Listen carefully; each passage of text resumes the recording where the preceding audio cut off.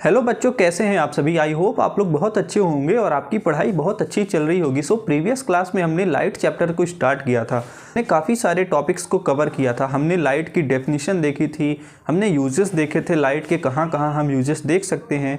उसके बाद हम ल्यूमिनस और नॉन ल्यूमिनस के डिफरेंस देखे थे कि किस ऑब्जेक्ट को हम ल्यूमिनस बोल सकते हैं, किसे हम नॉन ल्यूमिनस की कैटेगरी में देखेंगे, किसे हम ल्यूमिनस बोल सकते हैं, किस ऑब्जेक्ट को हम नॉन ल्यूमिनस बोल सकते हैं। इसके बाद हमने लॉज ऑफ रिफ्लेक्शन देखा था, जहां पर हमने रिफ्लेक्शन और रिफ्रैक्शन के बीच में क्या क्या डिफरेंस होते हैं बहुत ही आसान से, बहुत ही ईजी वे में हमने इसके बीच में डिफरेंस देखा था। फिर हमने रे डायग्राम को बनाया था और रे डायग्राम के थ्रू हमने काफ़ी सारे पॉइंट्स को अच्छे से समझा था। आज हम आगे के टॉपिक्स कवर करने जा रहे हैं, जहां पर हम रेगुलर रिफ्लेक्शन और डिफ्यूज्ड रिफ्लेक्शन के बीच में डिफरेंस देखेंगे और हम धीरे धीरे आगे के टॉपिक्स को कवर करेंगे और फिर हम अपने चैप्टर को अच्छी तरह से एंड करेंगे। सो हम देखते हैं कि रेगुलर रिफ्लेक्शन और डिफ्यूज्ड रिफ्लेक्शन में क्या क्या डिफरेंस है।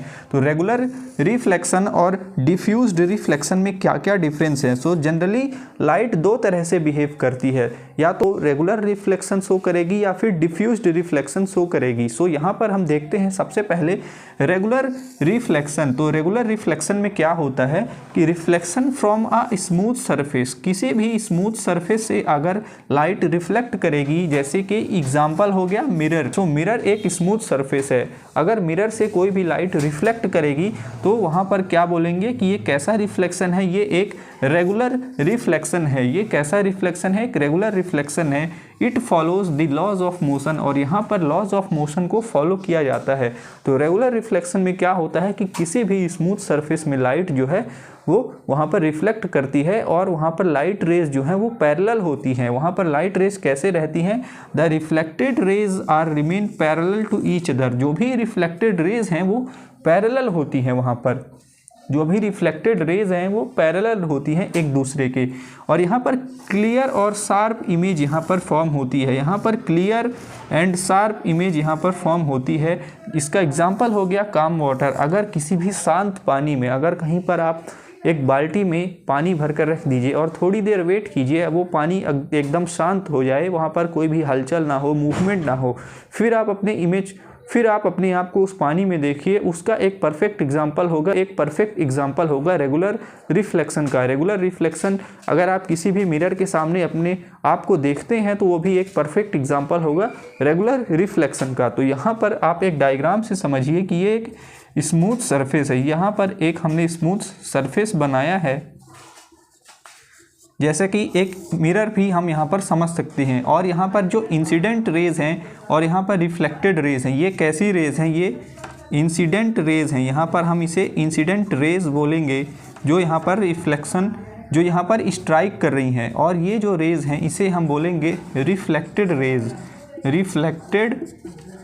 यहाँ पर इसे हम बोलेंगे रिफ्लेक्टेड रेज। तो इंसिडेंट रेज और रिफ्लेक्टेड रेज एक दूसरे के पैरेलल हैं यहाँ पर, और यहाँ पर लॉज ऑफ रिफ्लेक्शन फॉलो हो रहा। लेकिन डिफ्यूज्ड रिफ्लेक्शन में क्या होता है कि यहाँ पर जब भी लाइट रेज स्ट्राइक करती हैं एक रफ सरफेस पर, यहाँ पर एक रफ सरफेस पर लाइट स्ट्राइक करती हैं, उसका एग्जांपल हो गया स्टोन, क्लॉथ, स्किन। अब स्किन किसी की स्मूथ हो सकती है, किसी की रफ भी हो सकती है, वो आपके ऊपर है। तो आपकी स्किन अगर स्मूथ है तो आप उसे स्मूथ लेकर रेगुलर रिफ्लेक्शन को आप समझ सकते हैं। हम यहाँ पर रफ सरफेस पर इसे समझेंगे। और यहाँ पर डिफ्यूज्ड रिफ्लेक्शन में यहाँ पर डिफ्यूज्ड रिफ्लेक्शन का एग्जांपल हो गया स्टोन, क्लॉथ या फिर स्किन। तो the reflected raise scatter in many different directions. तो डिफ्यूज्ड रिफ्लेक्शन में क्या होता है कि जो भी रिफ्लेक्टेड रेज होती हैं, जो रिफ्लेक्ट करती हैं, वो अलग अलग डायरेक्शंस में वो जाती हैं। वहाँ पर कोई भी रेज जो है वो पैरेलल नहीं होती है। सबसे पहला डिफरेंस यहीं पर समझना है कि कोई भी रेज जो है वो पैरेलल नहीं होती है। इस डायग्राम से आप समझेंगे कि ये इंसिडेंट रेज हो गई, जिसे हमने ब्लैक कलर से बनाया है, इंसिडेंट रेज हो गई। और ये हमने जो रेड कलर से बनाया है, ये कैसी रेज हैं, ये रिफ्लेक्टेड रेज हैं। ये कौन सी रेज हैं, रिफ्लेक्टेड रेज हैं। तो इनको आप देखेंगे तो ये कोई भी पैरेलल नहीं है, ये अलग अलग डायरेक्शंस में यहाँ पर जा रही हैं। और यहाँ पर कैसी इमेज फॉर्म होती है, क्लियर इमेज यहाँ पर फॉर्म नहीं होती, नो क्लियर इमेज। यहाँ पर एक स्पष्ट रूप से इमेज यहाँ पर फॉर्म नहीं होती है। एक बहुत ही धुंधली सी या फिर अनक्लियर इमेज यहाँ पर फॉर्म होती है। और ये भी ओबेज लॉज ऑफ रिफ्लेक्शन, यहाँ पर भी रिफ्लेक्शन का लॉज जो है एंगल ऑफ इंसिडेंस और angle of reflection is equal यहाँ पर भी फॉलो होता है, और all lie in the same plane ये भी रूल फॉलो होता है।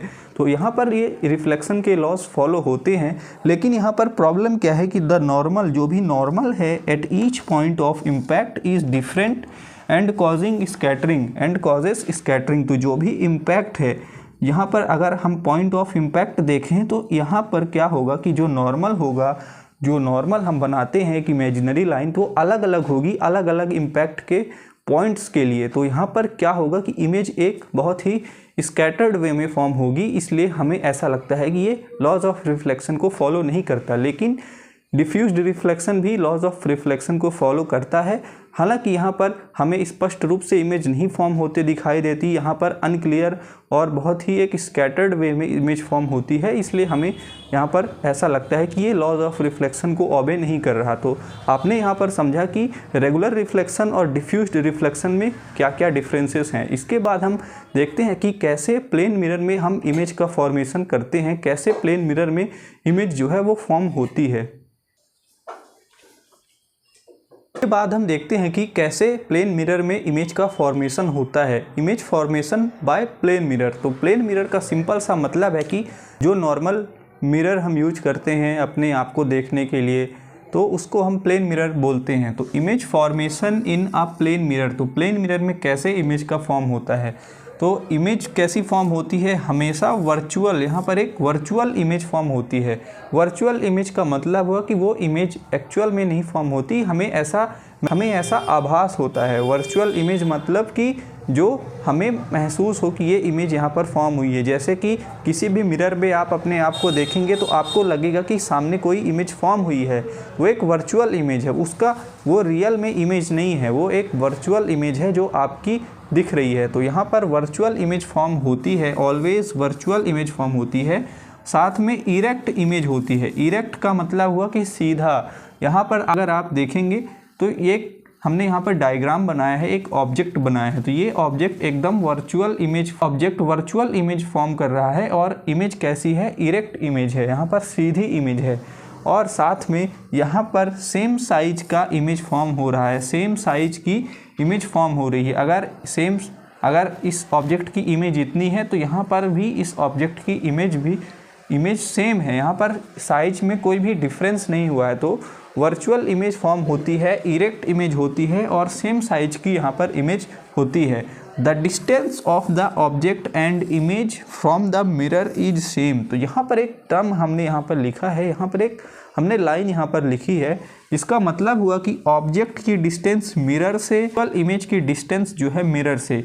यहाँ पर आप देखेंगे तो ये ऑब्जेक्ट की जगह है, और यहाँ पर मिरर की जो डिस्टेंस है, और ये मिरर की डिस्टेंस है, इसको हमने कैपिटल डी से रिप्रेजेंट किया है।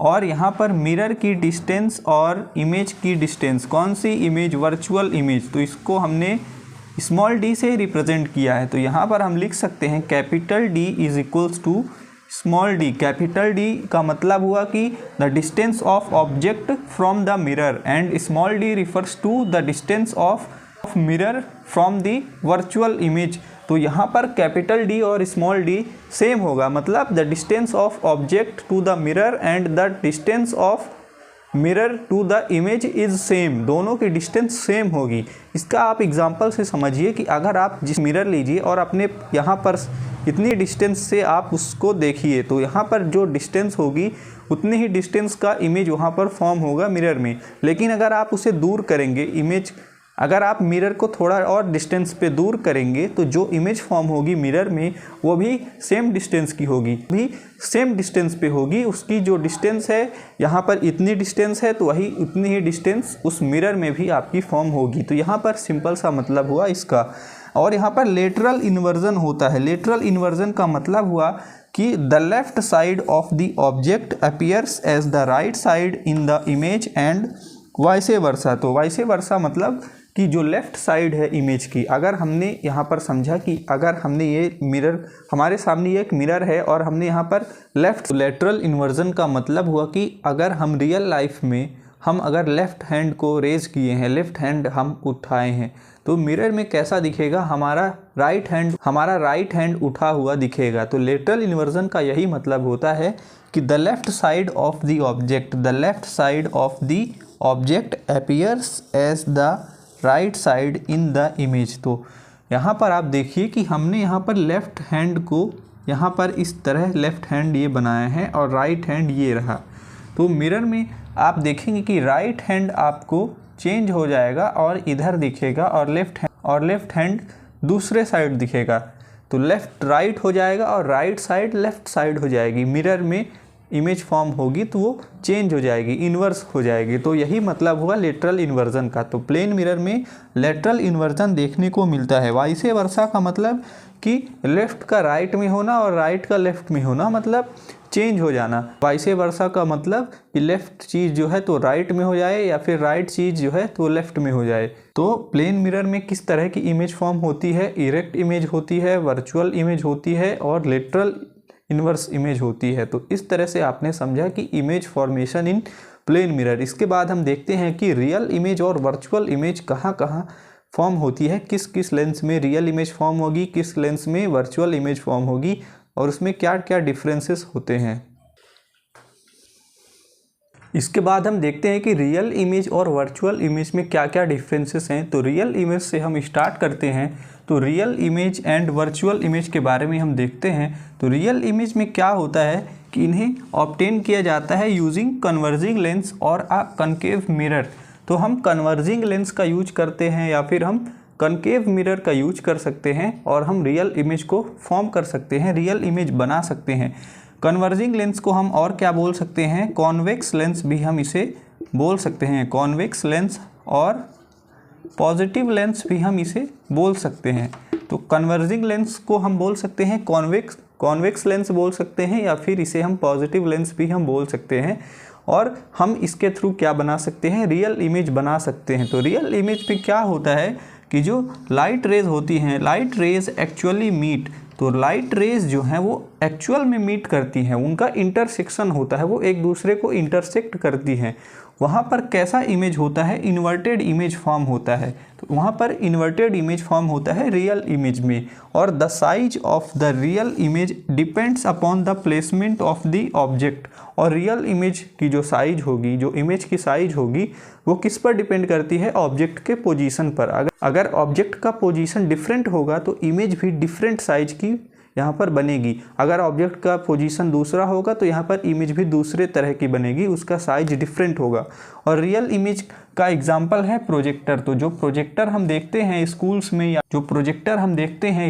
में, या फिर सिनेमा हॉल्स में, जो भी हम थिएटर्स में देखते हैं प्रोजेक्टर यूज़ किया जाता है, तो उसमें किस तरह की इमेज फॉर्म होती है, वहाँ पर रियल इमेज फॉर्म होती है।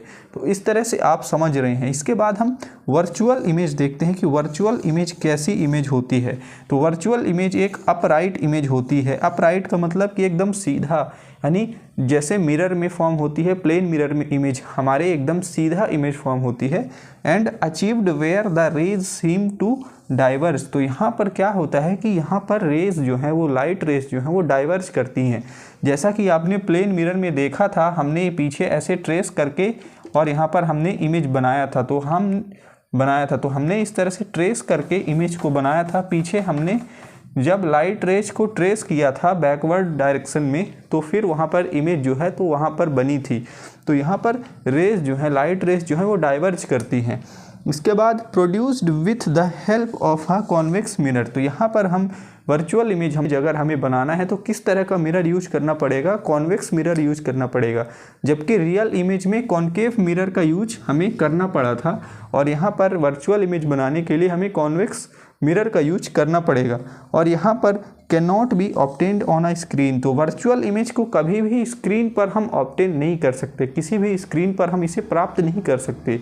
ये सिर्फ कहाँ पर मिल सकती है, किसी भी लेंस पर या फिर ये किसी भी मिरर पर हम इसे प्राप्त कर सकते हैं, ऑब्टेन कर सकते हैं। तो अपीयर्स ओनली इन लेंस और मिरर। तो अगर हम लेंस का यूज करेंगे या फिर हम मिरर का यूज करेंगे और किस तरह का मिरर, कन्वेक्स मिरर या फिर प्लेन मिरर। तो अगर हम इन चीज़ों का यूज करेंगे तभी हम वर्चुअल इमेज को हम ऑब्टेन कर सकते हैं, तभी हमें वर्चुअल इमेज मिलेगी। तो इस तरह से आपने समझा कि रियल इमेज और वर्चुअल इमेज में क्या क्या डिफरेंसेस हैं।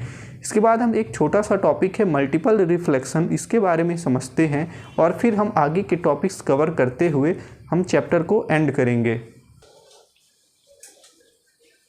इसके बाद देखते हैं कि मल्टीपल रिफ्लेक्शन मतलब क्या होता है। तो मल्टीपल रिफ्लेक्शन में क्या होता है कि यहाँ पर काफ़ी सारी इमेज प्रोड्यूस होती है, यहाँ पर काफ़ी सारी इमेज का फॉर्मेशन होता है। तो अगर इस डायग्राम से आप समझें कि अगर ये हमने यहाँ पर ऑब्जेक्ट रखा, ये ऑब्जेक्ट की पोजीशन हो गई और इसके सामने हमने एक प्लेन मिरर लगा दिया, ये हमारा प्लेन मिरर हो गया 45 डिग्री एंगल पर।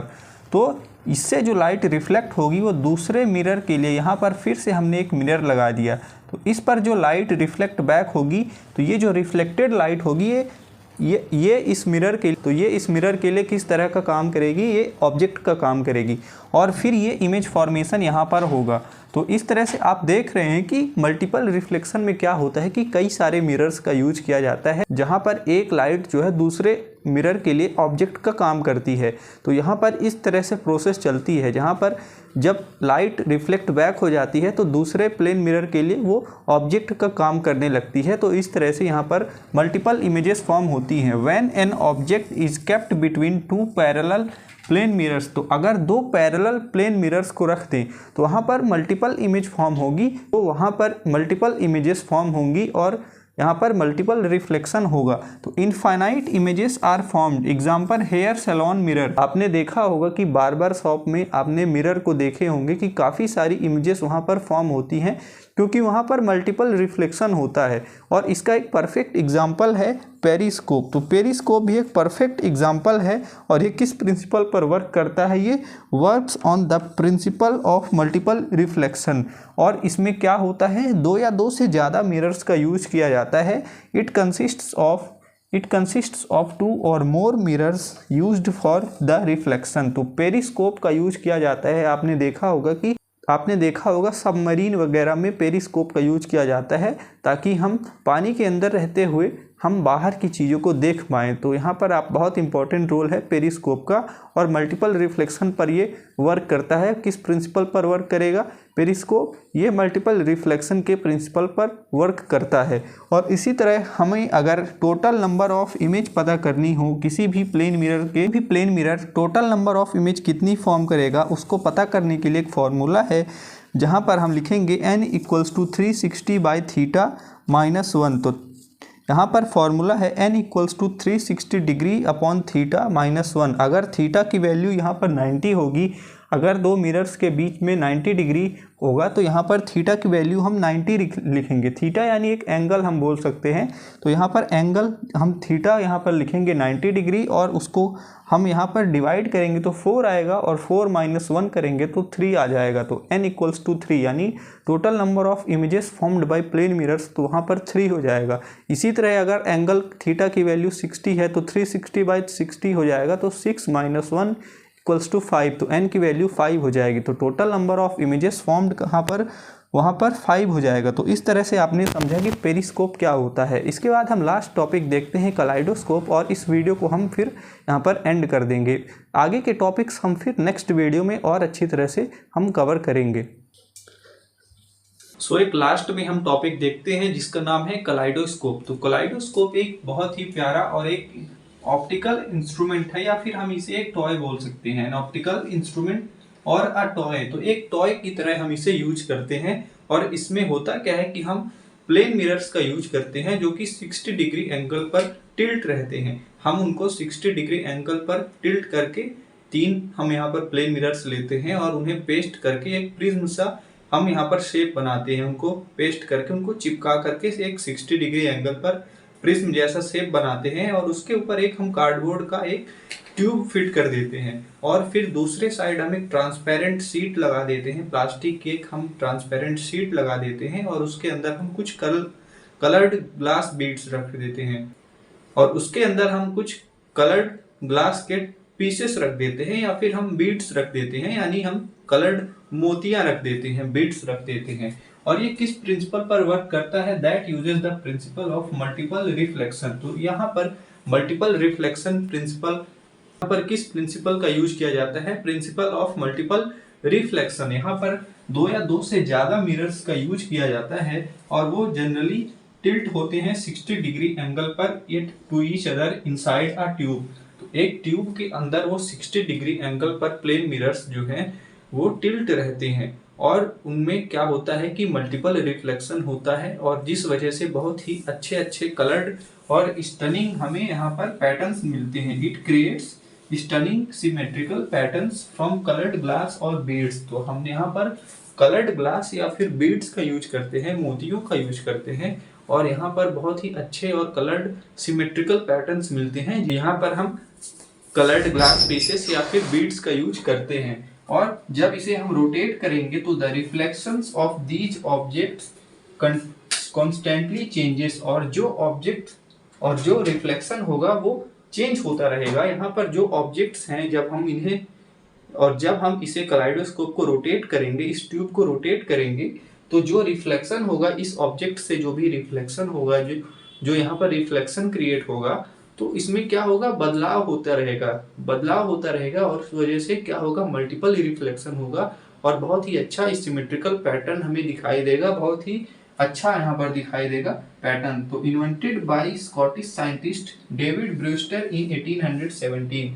तो अगर आपसे कोई भी पूछे कि कलाइडोस्कोप को किसने इन्वेंट किया, तो आपको बताना है कि Scottish scientist David Brewster in 1817। तो 1817 में स्कॉटिश साइंटिस्ट डेविड ब्रूस्टर ने कलाइडोस्कोप को इन्वेंट किया।